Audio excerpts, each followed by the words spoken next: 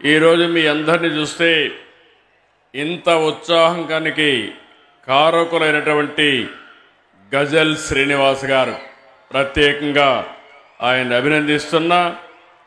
ఆయన ఒక ప్రెసిడెంట్గా ఈ ఆర్గనైజేషన్ బ్రహ్మాండంగా తీర్చిదిద్దారు. వారికి అదే మాదిరిగా ఆనరబుల్ సెక్రటరీ ఆంధ్ర మహాసభకి రెడ్డప్ప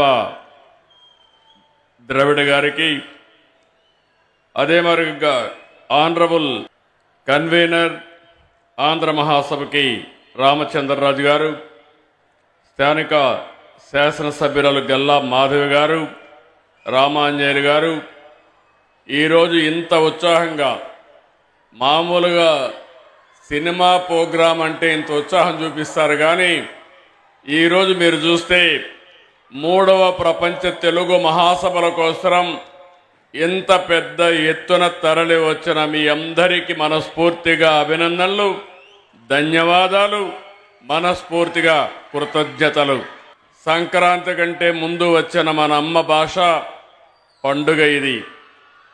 మాతృభాషకు మనం ఇచ్చే గౌరవ వందనం ఈ ప్రపంచ తెలుగు మహాసభలు.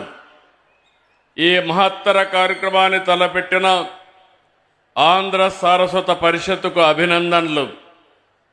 తెలుగువారి ఆత్మగౌరవాన్ని చాటి చెప్పిన శ్రీ ఎన్టీఆర్ గారి పేరున ఈ వేదికకు పేరు పెట్టినందుకు కృతజ్ఞతలు. తెలుగు భాషకు ఎంతో ఘన చరిత్ర ఉంది.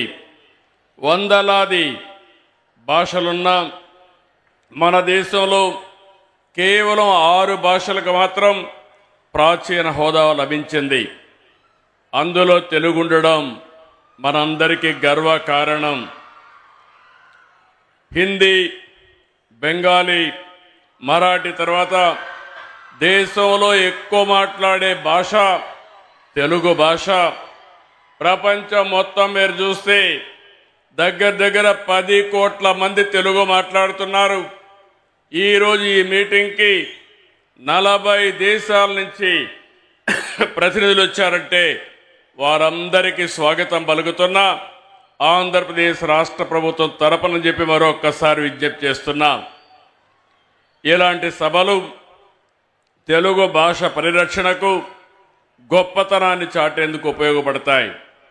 ఇందుకు మనస్ఫూర్తిగా ఆంధ్ర సారస్వత పరిషత్తుకి నా ధన్యవాదాలు.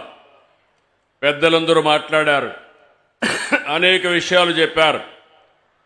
తెలుగు రచనలు అనగానే మనకు గుర్తొచ్చేది ఆది కవి నన్నయ్య.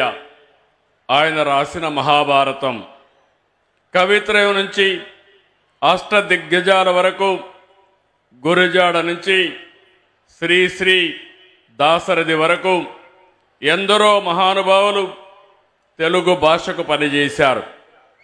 తెలుగు వైభవాన్ని చాటారు. పోతన భాగవతం, శ్రీనాథుడి భీమఖండం, వేమన, సుమతి, భాస్కర పద్యాలు మర్చిపోలేం. ఇప్పుడే పెంబసాని చంద్రశేఖర్ గారు చెప్పారు,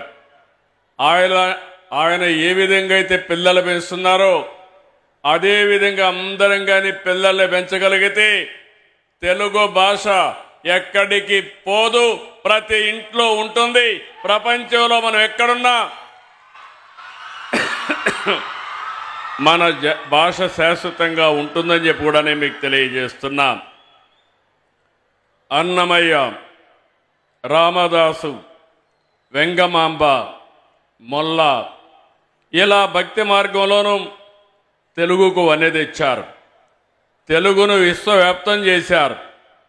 తెలుగు సాహిత్యంలో విశ్వనాథ సత్యనారాయణ, పి నారాయణ రెడ్డి, రావూరి భరద్వాజ జ్ఞానపీఠ అవార్డులు సొంతం చేసుకుని మన ఖ్యాతిని మరింత పెంచారు. గ్రాంధిక భాషకే పరిమితమైన తెలుగు వచనాన్ని ప్రజల వ్యవహార భాషగా మార్చిన మహనీయులు గిడుగు వెంకట రామ్మూర్తి గారిని తెలుగు జాతి ఎప్పటికీ మరవలేదు.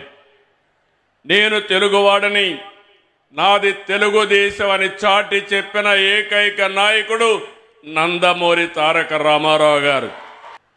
అప్పటి వరకు తెలుగు వారిని మదరాసీగా పిలుస్తూ ఉంటే కాదు, తెలుగువారు ఒకరున్నారని, తెలుగువారి ఆత్మగౌరవాన్ని ప్రపంచానికి చాటి చెప్పిన ఏకైక నాయకుడు ఎన్టీఆర్ అని చెప్పి కూడా మరొక్కసారి గుర్తు చేస్తున్నా. దేశంలో మొట్టమొదటిసారిగా భాషా ప్రయుక్త రాష్ట్రాలు రావాలని, తెలుగు మాట్లాడే వారికి ఒక రాష్ట్రం ఉండాలని పోరాడిన వ్యక్తి, ప్రాణత్యాగం చేసి మనకు తెలుగు భాషకు ఒక రాష్ట్రాన్ని ఏర్పాటు చేసిన మహనీయుడు పొట్టి శ్రీరాముల్ని మరవలేమని మరొక్కసారి మీ అందరికీ విజ్ఞప్తి చేస్తున్నా. అదే సమయంలో ఆ రోజు ఆంధ్రప్రదేశ్ తెలంగాణ రెండు రాష్ట్రాలు కలవాలని ముఖ్యమంత్రిగా ఉన్నటువంటి బురుగుల రామకృష్ణరావు పదవికి త్యాగం చేసి తెలుగు జాతి ఐకమత్యం కోసం పోరాడిన వ్యక్తి. అలాంటి వ్యక్తిని మనం మరవలేమని చెప్పి కూడా నేను మీకు తెలియజేస్తున్నా. ఈనాడు పత్రిక ద్వారా తెలుగు భాషకు ఎనలేని సేవ అందించినటువంటి రామోజీరావు గారిని ఎవరు మరవలేం, జాతి మరవదని చెప్పి కూడా నేను మీకు తెలియజేస్తున్నా.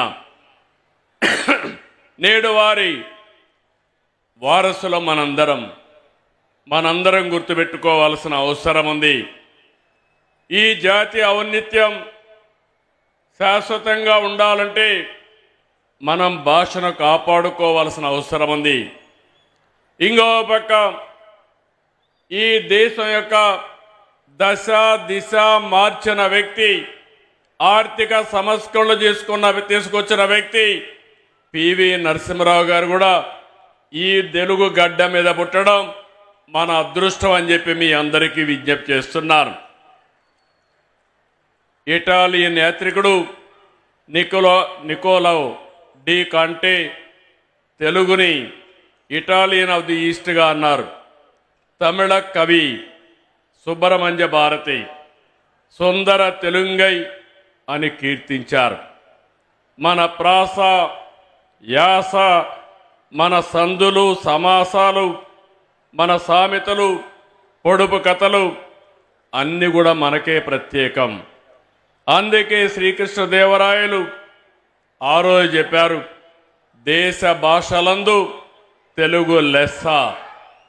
ఇవన్నీ కూడా మన వారసత్వం. ఇంతటి ఘన చరిత్ర కలిగిన మన మాతృభాషను ప్రతి ఒక్కరూ పరిరక్షించుకోవాల్సిన అవసరం ఉంది.